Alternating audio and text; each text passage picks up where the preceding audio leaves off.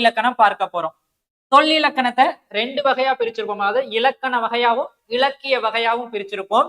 இன்றைய வகுப்புல நம்ம இலக்கண வகை சொற்களையும் அடுத்த வகுப்புல நம்ம இலக்கிய வகை சொற்களையும் பார்க்க போறோம். சொல் இலக்கணம். சொல் அப்படின்னா என்னன்னு பார்த்தோம்னா இலக்கணத்தோட ரெண்டாவது வகை. அதாவது எழுத்து, சொல், பொருள், யாப்பு, அணி அப்படின்னு சொல்லிட்டு 5 வகை. அதுல எழுத்து இலக்கணம் பார்த்துட்டோம். அடுத்து ரெண்டாவதா இருக்கிற சொல் இலக்கணம் அப்படின்னா என்னன்னு சொல்லி பார்க்க போறோம்.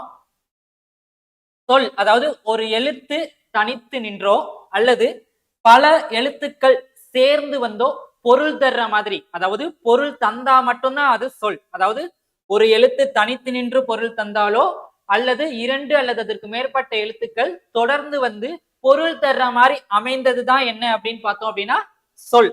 அதாவது நீ, வா, பூ, தா இது எல்லாமே ஓர் எழுத்து சொற்கள். இந்த மாதிரி ஒரு எழுத்தா வந்து பொருள் தந்தது அப்படின்னா அது ஓர் எழுத்து சொற்கள். 2 அல்லது அதற்கு மேற்பட்ட சொற்களோ, மனிதன், மரம் அப்படின்னு சொல்லிட்டு 2 அல்லது அதுக்கு மேற்பட்ட சொற்களும் சேர்ந்து பொருள் தந்தாதான் அது சொல். பல எழுத்து சொற்கள் 2 எழுத்துக்கள் சேர்ந்தாலும் சரி அது பொருள் தர மாதிரி இருந்தது அப்படின்னா தான் அதற்கு பேரு சொல்.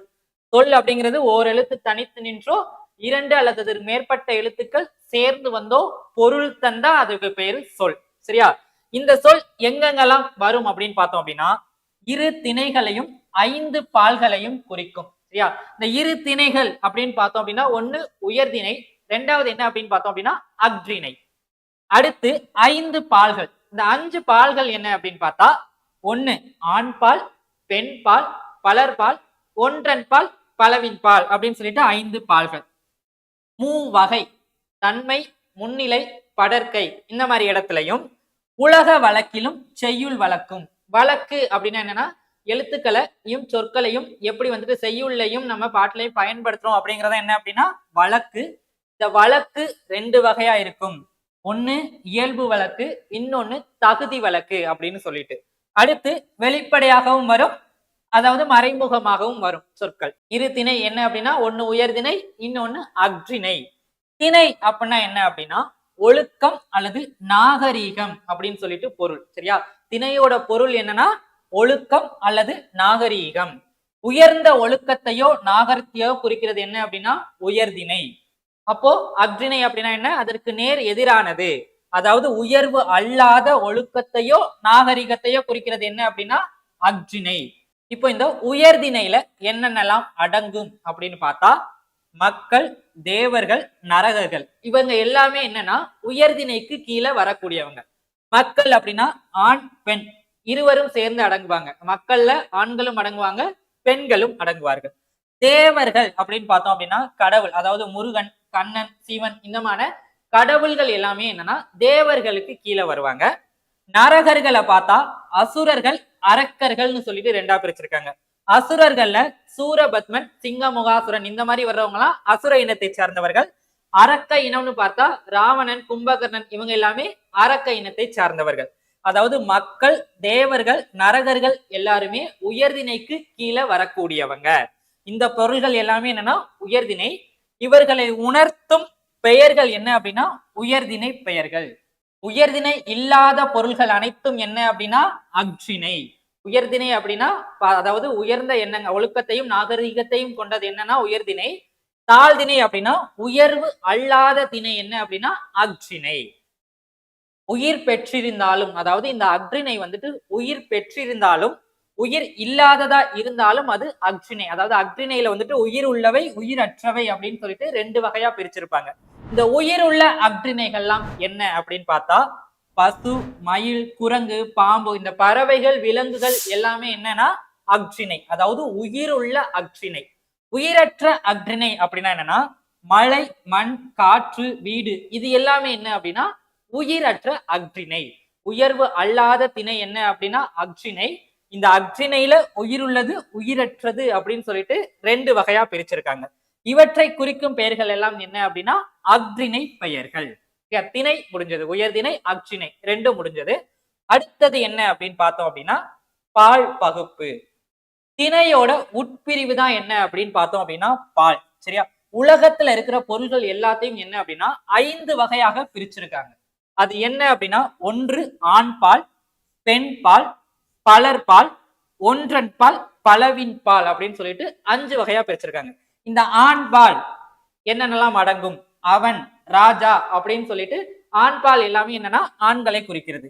பெண் பால் அவள், தங்கை, லட்சுமி அப்படின்னு சொல்லிட்டு பெண்களை குறிக்கிறது. இந்த பலர்பால் அப்படின்னு பார்த்தோம் அப்படின்னா இது தனியா உள்ள ஒருத்தவங்களை மட்டும் குறிக்கிறது. இது என்ன அப்படின்னு பார்த்தோம் அப்படின்னா ஒன்றுக்கு மேற்பட்டவர்கள், அதாவது அவர்கள், மாணவர்கள் அப்படின்னு சொல்லிட்டு ஒன்றுக்கு மேற்பட்டவர்களை குறிக்கிறது. இந்த 5 பால்களையும் 2ஆ பிரிச்சிருக்காங்க. அதாவது இந்த 3ம் என்ன அப்படின்னு பார்த்தோம் அப்படின்னா உயர்திணை பால்கள், அதாவது ஆண் பால், பெண் பால், பலர்பால்.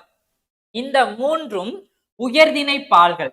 இந்த ஒன்றன் பாலும் பலவின் பாலும் என்ன அப்படின்னு பார்த்தா அஃறிணை பெயர்கள். இந்த 3ம் உயர்திணை பால்கள். அடுத்து இந்த 2ம் என்ன அப்படின்னு பார்த்தோம் அப்படின்னா அஃறிணை பால்கள். ஒன்றன் பால் அதாவது அஃறிணையில வரக்கூடியவற்றில் ஒன்றை மட்டும் தனிச்சு சொல்றது என்ன அப்படின்னா ஒன்றன் பால். அஃறிணையில வரக்கூடிய ஒன்றிற்கு மேற்பட்டவைகளை சொல்றது என்ன அப்படின்னு பார்த்தோம் அப்படின்னா பலவின் பால். அஃறிணை அப்படின்னா என்ன? உயர்வு அல்லாத அப்படின்னு சொல்லி பார்த்தோம். அதுல உயிர் உள்ளவை, உயிர் அற்றவை எல்லாமே அஃறிணையில அடங்கும். அந்த அஃறிணையில ஒன்றை மட்டும் குறிப்பிடுறது என்ன அப்படின்னா ஒன்றன் பால். அது யானை, எருமை, ஒரு யானை ஒரு எருமை தான். அந்த ஒன்றினை மட்டும் குறிக்கிறது என்ன அப்படின்னா ஒன்றன் பால். பலவின் பால் அப்படின்னா ஒன்றுக்கு மேற்பட்ட அவை, அவைகள், பசுக்கள், அதாவது 2, 3 சேர்ந்ததுதான் என்ன அப்படின்னா பசுக்கள். இந்த மாதிரி 2ற்கு மேற்பட்டவைகளை சொல்றது என்ன அப்படின்னா பலவின் பால். அடுத்து மூவிடம் என்னென்ன அப்படின்னு பார்த்தா தன்மை, முன்னிலை, படர்க்கை. முன்விடம் என்ன அப்படின்னா ஒன்று தன்மை, முன்னிலை, படர்க்கை. இந்த 3ம் தான் மூவிடங்கள். சரியா? தன்மை அப்படின்னா என்ன அப்படின்னு பார்த்தா பேசுபவரையும் அவரை சார்ந்தவர்களையும் குறிக்கிறது என்ன அப்படின்னா தன்மை. நான், நாங்கள், இதெல்லாம் தன்மை. முன்னிலை அப்படின்னா கேட்பவரையும் அவரை சார்ந்தவர்களையும் குறிப்பது முன்னிலை. நீ, நீங்கள். இப்போ என்ன பத்தி நான் சொல்றேன் அப்படின்னா அது தன்மை. நான் கேட்கிறீங்க பாத்தீங்களா, நீ என்ன அப்படின்னு பார்த்தோம் அப்படின்னா நீங்கள். என்னை முன்னிலைப்படுத்தி சொன்னேன் அப்படின்னா அது தன்மை. உங்களை முன்னிலைப்படுத்தி கூறினேன் அப்படின்னா அதற்கு பேர் என்ன அப்படின்னா முன்னிலை. பேசுபவரையும் கேட்பவரையும், பேசுற நான் தன்மை, கேட்கிற நீங்க என்ன அப்படின்னு பார்த்தோம் அப்படின்னா முன்னிலை. அப்போ படர்க்கை அப்படின்னா என்னன்னா தன்மையும் முன்னிலையும் அல்லாத பிறர் அல்லது பிற பொருட்களை குறிப்பது என்ன அப்படின்னா படர்க்கை. அவன், அது. நம்ம 2 பேர் இருக்கோம். இதுல நான் தன்மை, நீங்க முன்னிலை. இது இல்லாம 3ஆவதா ஒருத்தவங்க இருக்காங்க பாத்தீங்களா, அவங்களுக்கு பேர் என்ன அப்படின்னு பார்த்தோம் அப்படின்னா படர்க்கை. இப்போ சொல் இலக்கணத்துக்குள்ள பார்ப்போம். சொல் இலக்கணம் 2 வகையா பிரிப்போம். ஒன்று இலக்கண வகையாவும், இன்னொன்னு இலக்கிய வகையாவும். இந்த இலக்கண வகையா எப்படி பிரிப்போம் அப்படின்னு பார்த்தோம் அப்படின்னா ஒன்று பெயர் சொல், வினைச்சொல், இடைச்சொல், உரிச்சொல் அப்படின்னு சொல்லிட்டு 4 வகையா பிரிச்சிருக்கோம். இலக்கண வகையா சொற்களை 4ஆ பிரிச்சிருப்போம். பெயர், வினை, இடை, உரி அப்படின்னு சொல்லிட்டு 4 வகை. இதுல இந்த பெயர் சொல் அப்படின்னா என்ன அப்படின்னு பார்த்தா ஒன்றன் பெயரை குறிக்கும் சொல் தான் என்ன அப்படின்னா பெயர் சொல். பாரதி, பள்ளி, காலை, கண், நன்மை, ஓடுதல். அதாவது ஒரு பெயரை குறிக்கிறதுக்கு பெயர் என்ன அப்படின்னா பெயர் சொல். வினை, வினை அப்படின்னா என்னன்னு பார்த்தோம் அப்படின்னா செயல் அப்படின்னு சொல்லிட்டு பொருள். சரியா? ஒன்றன் செயலை குறிக்கிறதுக்கு என்ன அப்படின்னு பார்த்தோம் அப்படின்னா வினை சொல். வா, போ, எழுது, விளையாடு, இந்த மாதிரி ஒரு செயல்பாட்டை குறிக்கிறதுக்கு பெயர் என்ன அப்படின்னா வினை சொல். இடைச்சொல், உரிச்சொல். இடைச்சொல் அப்படின்னா என்னன்னு பார்த்தோம் அப்படின்னா பெயர் சொல்லையும் வினை சொல்லையும் சார்ந்து வரும் சொல் என்னன்னா இடைச்சொல். பெயரையும் வினையையும் சார்ந்து வர்றது இடைச்சொல். இது தனித்து இயங்காது. என்னென்ன இடைச்சொற்கள் இருக்குன்னா மற்று, ஐ, இந்த மாதிரியான இடைச்சொற்கள் எல்லாமே இருக்கு. தந்தையும், தாயும், மற்று, மற்றொருவர், திருக்குறளை, இந்த மாதிரி சொற்கள் பெயர் சொல்லையும் வினை சொல்லையும் சார்ந்து வர்றது என்ன அப்படின்னா இடைச்சொல். உரிச்சொல் அப்படின்னா என்னன்னா பெயர் சொல், வினைச்சொல் ஆகியவற்றின் தன்மையை மிகுதிப்படுத்தி, சற்று மிகுதிப்படுத்தி காட்டுறதுக்கு பெயர் என்ன அப்படின்னா உரிச்சொல். இப்போ நகரம் அப்படிங்கிறத இந்த மா அப்படிங்கிறது என்ன அப்படின்னா உரிச்சொல். இந்த மா, சாலை, இது 2மே உரிச்சொற்கள். நகரம் அப்படிங்கிற நார்மலா பொதுவா சொல்றத கொஞ்சம் மிகுதிப்படுத்தி சொல்றதுக்காக மாநகரம். மா அப்படின்னா என்னன்னா இந்த இடத்துல பெரிய அப்படின்னு சொல்லிட்டு பொருள். சோ பெரிய நகரம், அதாவது அந்த பொருளோட தன்மை என்னப்படுது மிகுதிப்படுத்தி சொல்ல போகுது. சால, சிறந்தது. சால அப்படின்னா என்னன்னா மிக அப்படின்னு சொல்லிட்டு பொருள். சிறந்தது அப்படிங்கிறதுக்கு முன்னாடி இந்த உரிச்சொல் வந்ததுனால இது என்ன வரும்? மிகச் சிறந்தது அப்படின்னு சொல்லிட்டு பொருள் வரும். அதாவது பெயர் சொல்லுக்கும் வினை சொல்லோட தன்மையை சற்று மிகுதிப்படுத்தி கூட்டுறதுக்கு பேர் தான் என்னன்னா உரிச்சொற்கள். இப்போ இந்த பெயர் சொல் அப்படின்னா என்ன அப்படின்னு சொல்லி பார்ப்போம். மரம், பள்ளி, சித்திரை இது எல்லாமே ஒரு பெயரை குறிக்கிறதுனால இது என்ன அப்படின்னா பெயர் சொற்கள். இந்த பெயர் சொற்கள் 6 வகையா பிரிச்சிருக்காங்க. அதாவது சொல் 4 வகை. பெயர், வினை, இடை, உரி அப்படின்னு சொல்லிட்டு இந்த பெயர் சொல் எத்தனை வகை அப்படின்னா 6 வகை. அது என்னென்ன அப்படின்னா 1 பொருட்பெயர், இடப்பெயர், காலப்பெயர், சினைப்பெயர், பண்பு பெயர், தொழிற்பெயர் அப்படின்னு சொல்லிட்டு இந்த பெயர் சொல் எத்தனை வகை அப்படின்னா 6 வகை. முதல்ல இருக்கிற பொருட்பெயர். பொருட்பெயர் பொருளை குறிக்கும் பெயர் என்ன அப்படின்னா பொருட்பெயர். ஒரு பொருளை குறிக்கிறதுக்கு பெயர் என்ன அப்படின்னா பொருட்பெயர். இது உயிருள்ள பொருட்களையும் உயிரற்ற பொருட்களையும் குறிக்கும். ஒரு பொருளை குறிக்கிறதுக்கு பெயர் என்ன அப்படின்னா பொருட்பெயர். அந்த பொருட்பெயர் உயிருள்ள உயர்திணையாகவும் இருக்கலாம், உயிரற்ற அஃறிணையாகவும் இருக்கலாம். மரம், செடி, மயில், பறவை, புத்தகம், நாற்காலி இது எல்லாமே என்ன அப்படின்னா ஒரு பொருட்பெயர். அடுத்து இடப்பெயர். ஒரு இடத்தை குறிக்கும் பெயர் என்ன அப்படின்னா இடப்பெயர். ஒரு பொருளை குறிச்சது அப்படின்னா அது பொருட்பெயர். இடத்தை குறித்தது அப்படின்னா இடப்பெயர். சென்னை, பள்ளி, பூங்கா, தெரு இந்த மாதிரி ஒரு இடத்தை குறித்தது அப்படின்னா அதற்கு பெயர் இடப்பெயர். அடுத்து காலப்பெயர். காலம் அப்படிங்கிறது ஒரு காலத்தை, அதாவது ஒரு நாளையோ ஒரு ஆண்டையோ ஒரு மாதத்தையோ குறிச்சது அப்படின்னா அதற்கு பெயர் காலப்பெயர். நிமிடம், நாள், வாரம், சித்திரை, மாதம், ஆண்டு இந்த மாதிரி ஒரு காலத்தை குறிச்சது அப்படின்னா அதற்கு பெயரு காலப்பெயர். பொருட்பெயர், இடப்பெயர், காலப்பெயர் 3 பார்த்துட்டோம். 4வது என்ன அப்படின்னா சினைப்பெயர். சினைப்பெயர் பொருளோட உறுப்பை குறிக்கும் பெயர் என்ன அப்படின்னா சினைப்பெயர். சினை அப்படின்னா உறுப்பு, அதாவது ஒரு பொருளோட உறுப்பை குறிச்சது அப்படின்னா சினைப்பெயர். கண், கை, இலை, கிளை இது எல்லாமே மரத்தோட உறுப்புகள், இது எல்லாமே மனிதனோட உறுப்புகள்னு வச்சுக்குவோம். சரியா? அதாவது ஒரு பொருளோட உறுப்பை குறித்தது அப்படின்னா அதற்கு பெயர் என்ன அப்படின்னா சினைப்பெயர். அடுத்தது பண்பு பெயர். பொருளோட பண்பை குறிக்கிறதுக்கு பெயர் என்ன அப்படின்னா பண்பு பெயர். அதாவது அதோட தன்மையை குறிக்க போகுது. வட்டம், சதுரம், செம்மை, நன்மை அப்படின்னு. இப்போ புத்தகம் சதுரமா இருக்கு, அதாவது ஒரு பொருளோட பண்பை குறிக்கிறதுக்கு பெயர் என்ன அப்படின்னா பண்பு பெயர். தொழிற்பெயர் ஒரு தொழிலை குறித்தது அப்படின்னா அதற்கு பேரு தொழிற்பெயர். படித்தல், ஆடுதல், நடத்தல் அதாவது ஒரு செயல், அதாவது இங்க ஒரு தொழில் நடக்கிற ஒரு தொழிலை குறிச்சது அப்படின்னா அதற்கு பேர் என்ன அப்படின்னா தொழிற்பெயர். பெயர் சொல்ல நம்ம முன்னோர்கள் 2 வகைகளா பிரிச்சிருக்காங்க. அது என்னென்ன அப்படின்னு பார்த்தோம் அப்படின்னா 1 இடுகுறி பெயர், 2வது காரண பெயர். இந்த சொற்களை மறுபடி படிச்சோம் அப்படின்னாலே அதுக்கான பொருள் என்னன்னு தெரியும். காரணம், காரணத்துக்காக பெயர் வச்சிருக்காங்க. இடுகுறி, இடு ஒரு பெயரை இட்டு வழங்கியிருக்காங்க. நம் முன்னோர்கள் 2 வகையா பிரிச்சிருக்காங்க. இந்த இடுகுறி பெயர் அப்படின்னா பார்ப்போம்.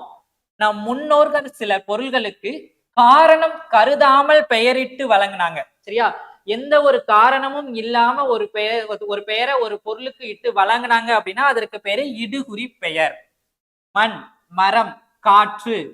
எதுக்காக மண்ணுன்னு பேர் வச்சாங்க தெரியல. காற்றுன்னு எதுக்காக பேர் வச்சாங்க தெரியல. மரம்னு எதுக்காக பேர் வச்சாங்க தெரியல. எந்த ஒரு காரணமுமே இல்லாம ஒரு பொருளுக்கு ஒரு பெயரை நம் முன்னோர்கள் வச்சு காலம் காலமா வழங்கிட்டு வர்றாங்க. இந்த இடுகுறி பெயரை 2 வகையா பிரிக்கிறோம். என்ன அப்படின்னா இடுகுறி பொது பெயர், இடுகுறி சிறப்பு பெயர் அப்படின்னு சொல்லிட்டு. சரியா? 2 வகையா பிரிச்சிருக்கோம். ஒன்னு என்ன அப்படின்னா இடுகுறி பொது பெயர், இன்னொன்னு இடுகுறி சிறப்பு பெயர் அப்படின்னு சொல்லிட்டு. இந்த இடுகுறி பொது பெயர் அப்படின்னா என்ன அப்படின்னு பார்த்தோம் அப்படின்னா, அதாவது இடுகுறி பொறுப்பெயர் அத்தன்மையை உடைய எல்லா பொருள்களையும் பொதுவா குறிக்கிறதுக்கு பெயர் என்ன அப்படின்னு பார்த்தோம் அப்படின்னா இடுகுறி பொது பெயர். மரம், காடு எல்லா மரங்களையும் மரம்னு பொதுவா சொல்லுவோம். காடு எல்லா வகை காடுகளையும் காடு அப்படின்னு சொல்லிட்டு பொதுவா சொல்லுவோம். அதாவது பொது பெயர் அப்படின்னா பொதுவான பெயர். மரங்கள் எல்லாமே மரம் அப்படின்னு சொல்லிட்டு ஒரு பொதுவான பெயர் இருக்கும். காடுகள் எல்லாமே என்ன காடு அப்படின்னு சொல்லிட்டு பொதுவான ஒரு பெயர்கள் இருக்கும். அப்ப இடுகுறி சிறப்பு பெயர் அப்படின்னா என்ன அப்படின்னா ஒரு இடுகுறி பெயர் குறிப்பாக ஒரு பொருளை மட்டும் குறிப்பது என்ன அப்படின்னா இடுகுறி சிறப்பு பெயர். மாமரம், கருவேலம், காடு. அடுத்தது என்ன அப்படின்னா காரண பெயர். அப்ப என்ன ஏதோ ஒரு காரணத்தோட ஒரு பொருளுக்கு பெயரை வச்சிருந்தாங்க அப்படின்னா அதற்கு பேரு காரண பெயர். நாற்காலி, கரும்பலகை. நாற்காலிங்கிற பேர் ஏன் வந்தது? 4 கால்களை கொண்டதுனால அதற்கு பேரு நாற்காலி. கரும்பலகை, அந்த பலகை வந்துட்டு கருப்பா இருக்கிறதுனால அதற்கு பேரு கரும்பலகை. அப்போ ஏதோ ஒரு காரணத்தோட அந்த பெயரை வச்சிருக்காங்க. காரணம் இல்லாம சில பொருள்களுக்கு பெயரும், காரணங்களோட சில பொருள்களுக்கு பெயருமா வச்சிருக்காங்க. இந்த காரண பெயரையும் 2ஆ பிரிச்சிருக்காங்க. ஒண்ணு காரண பொது பெயர், 2வது காரண சிறப்பு பெயர்.